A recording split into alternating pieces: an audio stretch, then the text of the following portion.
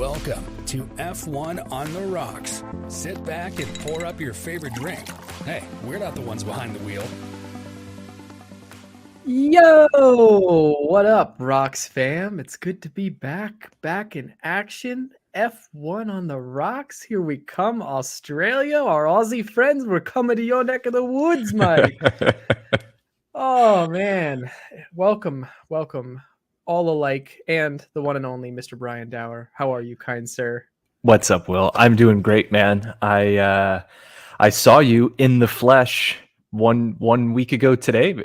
Maybe it was. You sure did. I did a little short stint down in Florida for family vacay and swung through in my my convertible Ford Mustang that I got off Turo, which was super tits to drive around. Like all about that. It's like our new thing now. I'm just gonna have to start renting fancier and fancier cars on vacation.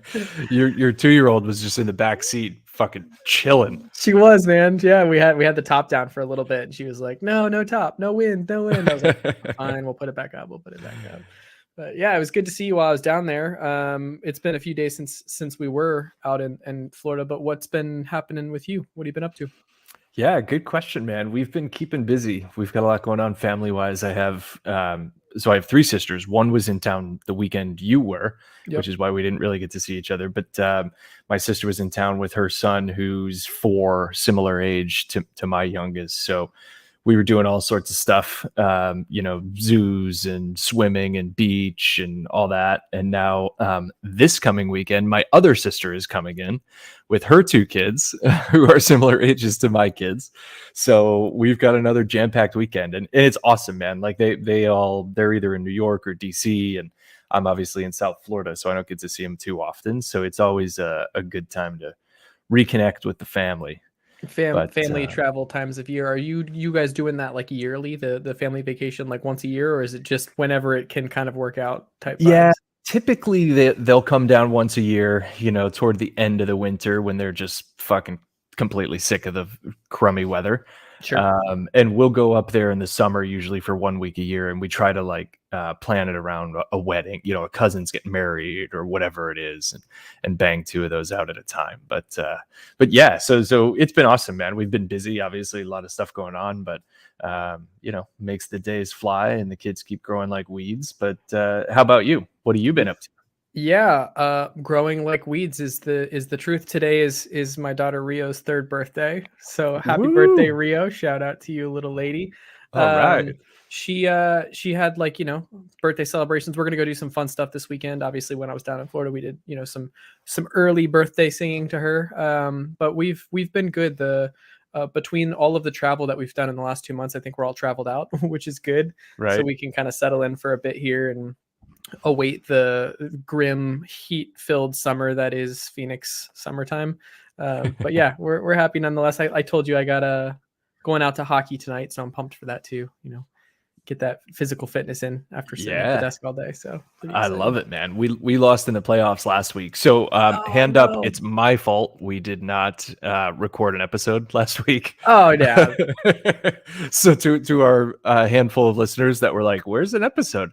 It was my fault. I had the idea where obviously schedules were kind of messy. I'm like, I'm playing hockey. I could probably record after hockey, 10:30 my time. And then at 10:31, I texted Will. I'm like, dude, I'm fucking gassed. There's no way I could do this. Yeah, he was still out of breath from the first period, not even counting the second and third period. But yeah, no, we occasionally will go radio silent on you. It doesn't mean we don't love you. It just means that life got in the way. And exactly. We will always come back. But yeah, well, it's good to hear that you guys are doing good, that you're getting to spend that time with family. Let's kick it into what we're doing today, which is an Australian GP preview. We're going to do our best all season long to give you a race review, and if there's space in between, a race preview. And so since we had a double week here, we're going to kick things off. So I broke these 2 kind of preview segments down for our listeners. I've got what Will's wondering and Brian's best guess about what's coming up in the race in Australia. So I did a little bit of due diligence on my side, and what I'm seeing is a lot of murmurs about McLaren, and you're like, why? McLaren is sucking right now. Right. But the question I have for you is McLaren playing a long game for the 2025-2026 season? Are they just doing this dead armadillo playing possum style maneuver here for a few years, trying to stack up resources and plan for that new season? Boy, I don't know, man. I think if that's what they're selling, they're maybe doing a good job of it, because I think they dropped the ball, but maybe they are. I think their biggest issue is Lando, right? Like they finished fourth, I think, in 2019, and also fourth in 2020, if memory serves. If not, right up there and close. And then 22 was awful. Obviously, 23 has been awful, and Lando is not going to stick around and just wait that out. And I think, I mean, they've already started to make some moves. I'm sure you saw, I think James Key, which was like their head technical guy. I'm sure that's probably his official title, but he's gone. And I wouldn't be shocked if it went another season like this, if Zach Brown also got the boot. You know, Zach Brown has been signing a whole bunch of sponsors for McLaren, right? It seems like almost every 4 or 5 days we get a new partnership release from McLaren saying, hey, we're working with so-and-so. And I'm like, man, what are they selling them on? Because right now the proof really isn't in the pudding. Right. But what I did notice was that they've hired 15 different individuals from 4 different teams in the past few months, acquiring some sort of dream team. Someone came from Aston Martin already. Wow. To plan for and prepare for that 2025-2026 season. So I don't know what they're up to, but it started to make me think, okay, let's say they already call this year a wash. What is their next best strategy? And it is to kind of a Haas type maneuver where it's like, we're going to ride in the bottom and start to figure out what we could do next year to be better than we are now. So, right. That is interesting. I hadn't heard that they started to acquire some pieces of a dream team there. So that's interesting. I mean, it would make sense, right? They come out, they've gone 2 races. They're like, this car sucks. Like this year is going to suck. Let's put it all, into 2 years down the road or whatever that might be. Cause all the new regs are 2026. So that's when the new engines and all that everything, stuff. So yeah, could make sense. So then we'll see, at least for this weekend. And you're like, Will, what does any of this have to do with Australia? Well, our boy Oscar is rolling out in his hometown for his first hometown race in an F1. That's right.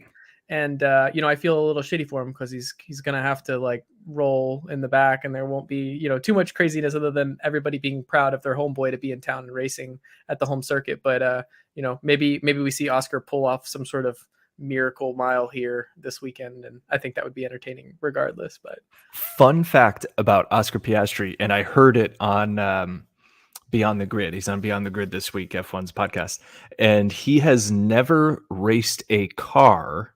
He has raced karts, but has never raced a car in Australia. Isn't that insane? He's only ever driven karts in Australia because all the other races that he was driving previously were other. Wow. Crazy. That's a He's crazy never stat. driven a car. Yeah, that would totally throw me off in the trivia round. We should start to save those for our next guest trivia where we can piss people off like we did John. Exactly. And it's like the home race of home races. He's from he's 6 miles away from the circuit where he grew up. It's wild. He used to walk to the track to race karts. Yeah.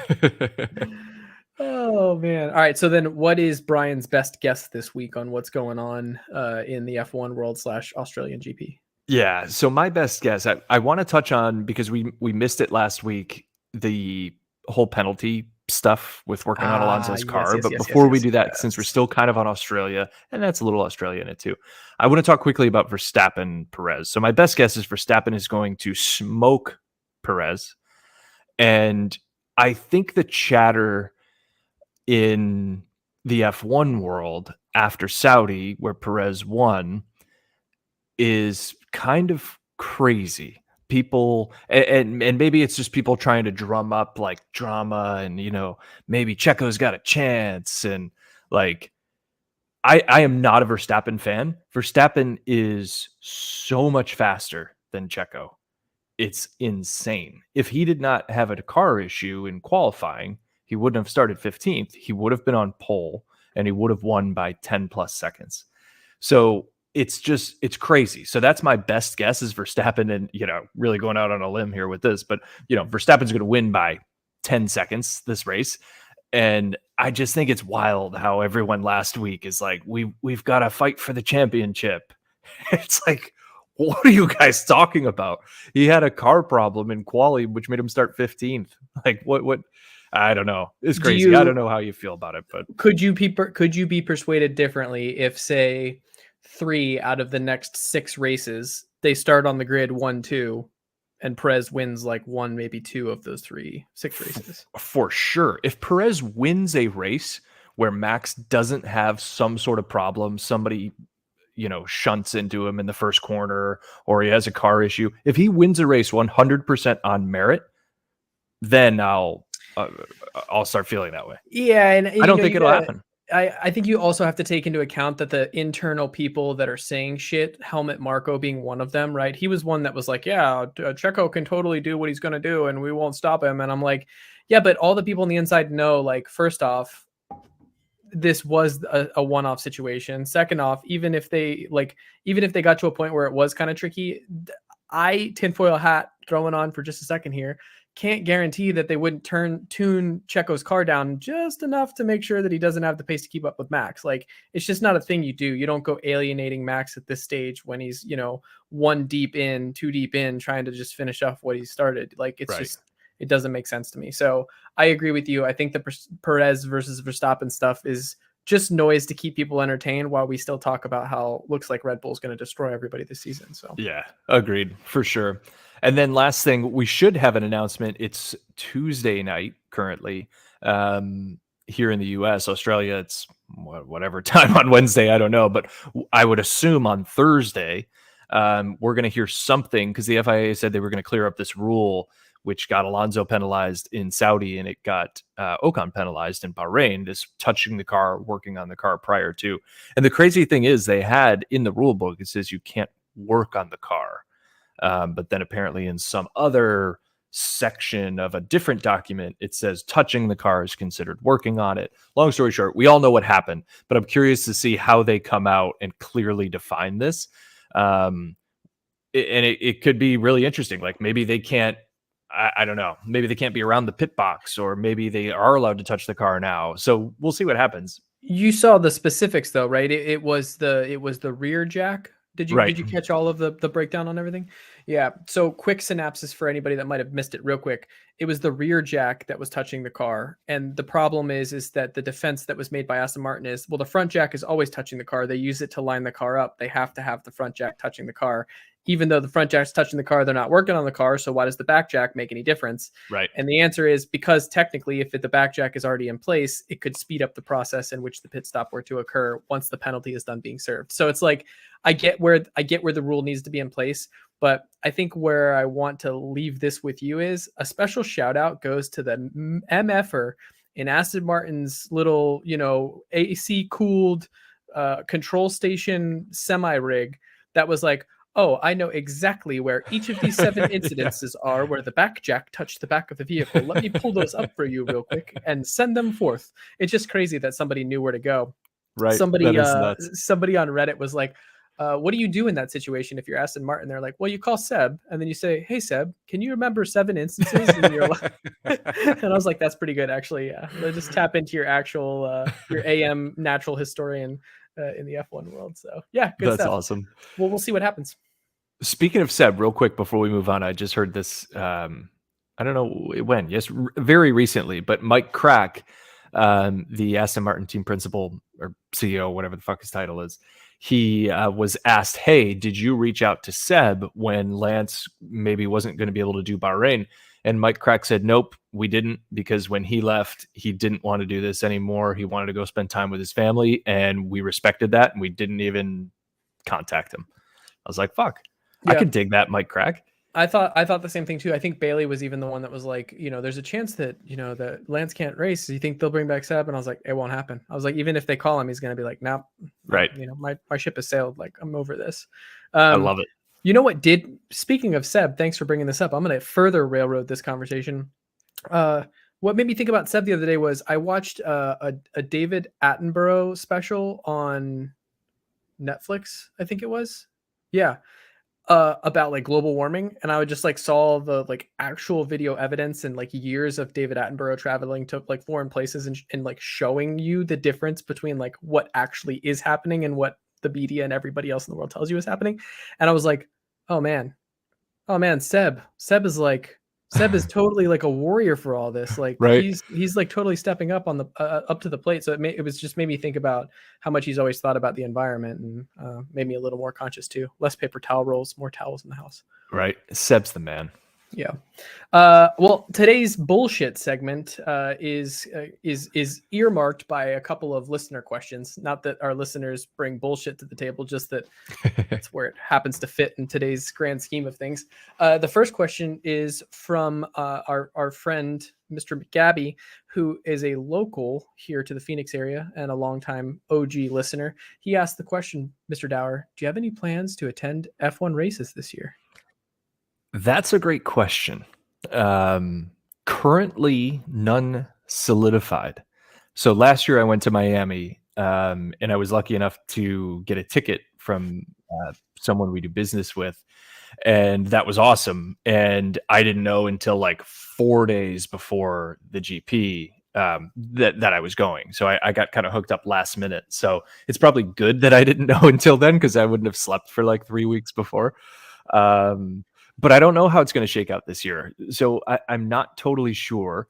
It was really, really cool last year. That was the one and only GP I've been to. The track stinks. I mean, let's be honest. So that's kind of a bummer. Like, if I could pick a GP to go to, I'd go to Spa or Silverstone, something iconic, obviously. But a race is better than no race. So I probably this year I will not go to an F1 race, but what I want to do, a friend of a friend who I kind of got hooked up with is goes to Sebring. So they did the 12 hours of Sebring. I think it was just last week, and he's been doing it for like 20 years. And every time I talk to him, he's like, "You got to do it. It's awesome." So I might try to get over to Sebring for some sort of race. Okay. But yeah, we'll see. How about you? Well, I was in conversations with another podcast listener who was like, "Hey, I'm going to go to the Miami GP. I'm getting these things called the Campus Pass. I don't know if you're familiar. It's basically like a standing room only ticket, but it's cheaper and you can just get out there and see the thing." And so I said to him, I was like, I'm going to wait, see what happens with Dauer. I might just tell Dauer like, "Hey, put me on the piggyback list for your special event ticket that you're going to get, and I'll just fly down last minute and come join you at the Miami GP." So yeah, I think we might need to get a little pressure on the Miami GP on the Dauer side of things, and I know see it, if right? we can't make that happen. I think my wife would probably kill me if I got 2 tickets and I brought you. 3 tickets then. Actually, make it 4 tickets. Make it 4. Bailey would kill me. Yeah, we'll get a babysitter. That was the only buzzkill about last time. So it was so last minute. They only had 1 ticket, but I'm like, fuck, I'm going. Absolutely. But like, I'm just like by myself a lot of the time. Like, this is awesome. Like looking around, I've got nobody to fucking enjoy it with. Yeah. You like want to give some random stranger a high five, and they're like, "Dude, I don't know who you are." Right. Yeah. So anyways, that's it, Ryan. We're trying real hard. Maybe we'll see what happens there. Listener question number 2. If we had some more Patreons, maybe we'd be going to more races. Hey, now don't make them feel guilty. By the way, the Patreon button is up in the top right-hand corner of the website. You go there, you click it, do what you want to do with that information. What do you think is going to be the toughest race of the season for Red Bull?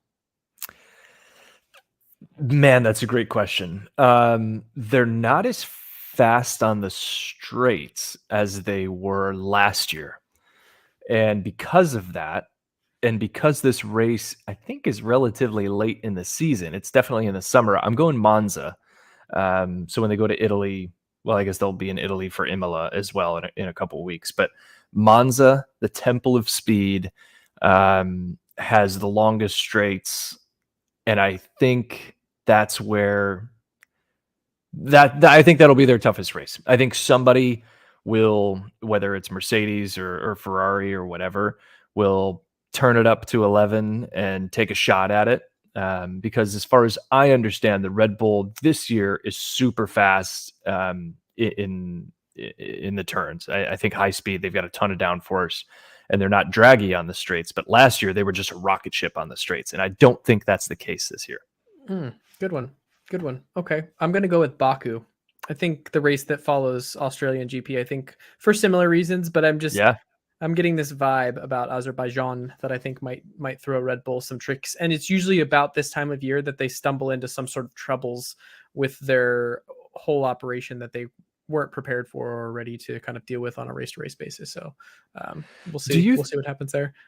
I agree with that one. That straight at the end is absurd. I mean, it's like the longest. I feel like it's the longest straight. Yeah. Yeah. But totally lost my train of thought.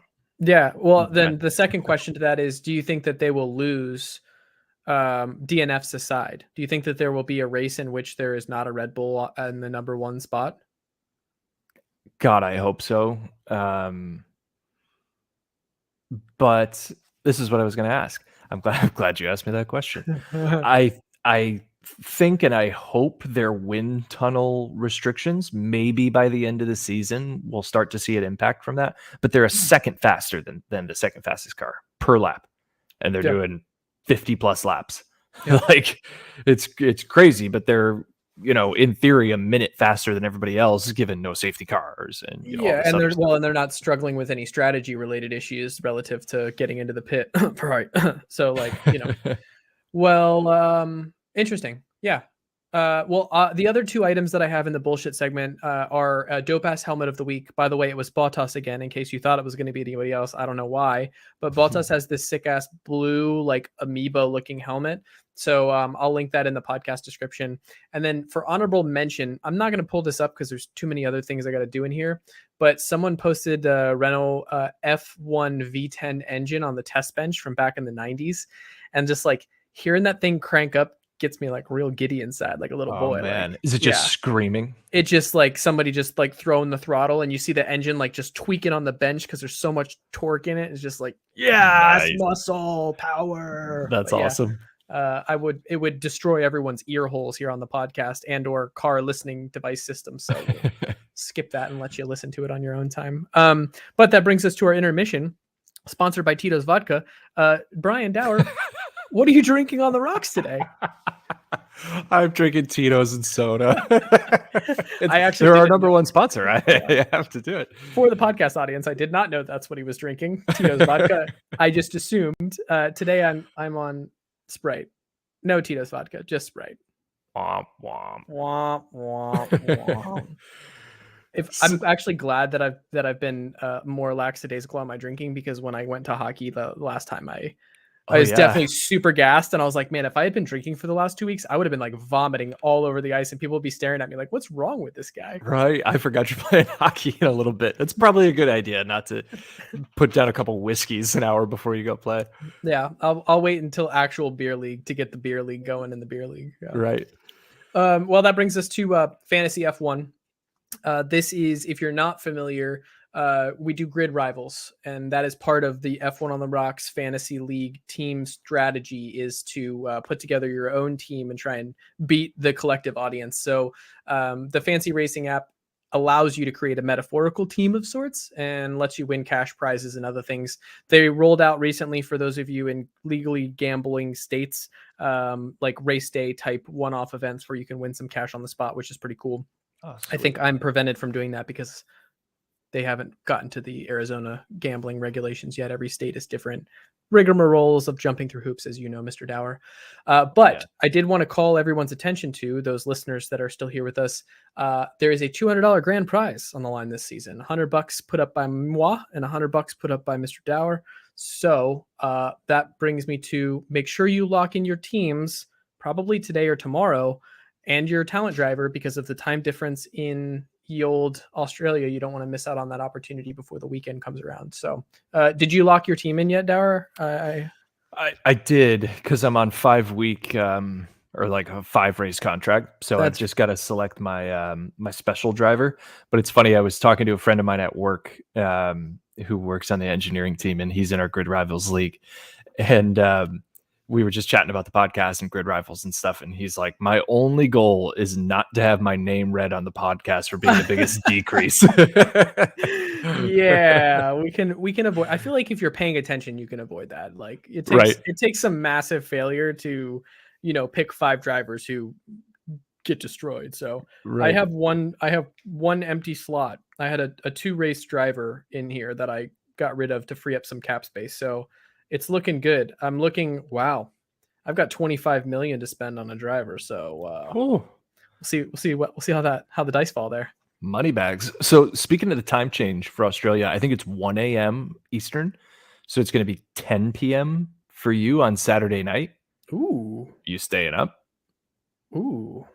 Potentially, yeah. I feel like I could convince Bailey on that one. That's a good plan. Yeah. Be in bed by midnight. Good call. Nothing too crazy. Yeah, I don't really do the international time exchanges very well. So it's nice to have you thinking ahead for me. That's right. I've got a wall that you guys can't see. It's in front. It's a clock on every major city with a track name underneath each one. Yeah, exactly. Yeah. Okay. So moving onward and forward, Brian, give us the breakdown on our next segment. We are rambling and gambling in our next segment. Gambling. That's it. That means we're going to ramble verbally and we're going to gamble literally. So we're going to do a weekly pick'em strategy. And basically there's going to be some sort of punishment at the end of the season. And that's what we need help with. I've asked Bridget for ideas because she thrives with stuff like this. But attention listeners, give us some good punishments because the loser is going to have to do something. Bridget's idea was we both had to start growing our hair now. And then by the end of the season, whoever loses, you have to cut it like Bottas with a mustache. And I'm like, I don't think I can actually do that. So that's a good one, though. It is I told you she's good at this stuff. So anyway, we're going to have one punishment at the end of the season. So we're going to place a bet every week. We're going to keep track of the odds. It'll be $100 bet, essentially, a unit, whatever you want to say. But for example, this week, we're each going to pick a lock of the week, and it can be anything. It can be the most obvious thing in the world, like Max Verstappen winning, and that's going to be at like minus 800 odds. So you're going to make $20 or whatever it is, off of $100 bet. Or it can be totally obscure, and you can try a totally obscure one every week and try to hit it once and win for the year, because we're going to aggregate these across the season, and then we'll have a winner and a loser. So number one, we need punishments. Yeah. And to clarify, because you didn't start with this for our listeners, we're not trying to punish our listeners. This is a Will versus Brian thing. We're not going to punish you. We want you to provide punishments that either the loser between Brian and I will have to execute here. So we've locked in some bets for the lock of this week based off of what was available on FanDuel.